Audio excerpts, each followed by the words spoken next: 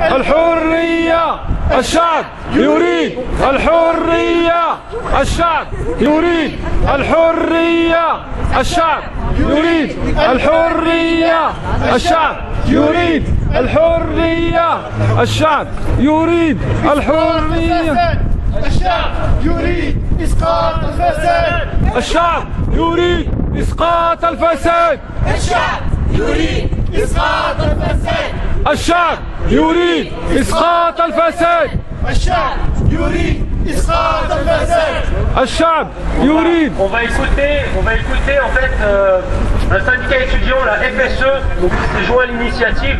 Donc voilà, Alexandre de la FSE. Ben voilà, moi simplement je pense que nous en tant que citoyens en France, on a un rôle à jouer en solidarité non seulement avec le peuple marocain mais avec tous les peuples qui se sont soulevés dans le monde arabe et notamment vis-à-vis du Maroc. On sait tous que l'État français a un partenariat très privilégié et un soutien très fervent de la monarchie marocaine et il est important d'éclairer les yeux sur la population, sur cette réalité-là. Parce qu'on sait que voilà ce dont quoi était capable l'impérialisme français par le passé. On sait qu'il y a des relations économiques de dépendance qui sont entretenues, y compris les armes à la main. Et j'ai envie de dire, moi je partage un peu les interrogations de Nourdine sur l'intervention en Libye.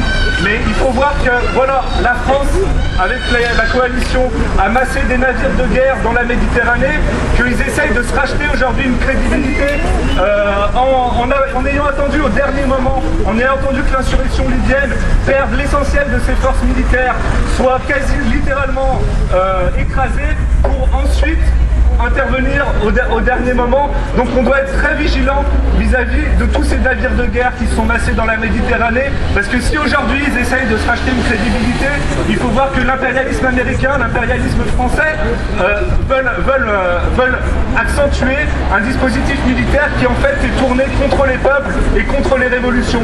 Donc il faut être vigilant et penser stratégiquement au fait qu'il va falloir continuer à se mobiliser tous ensemble pour empêcher, pour entraver la contre-révolution qui sera nécessairement organisée en collaboration avec les puissances impérialistes. Voilà.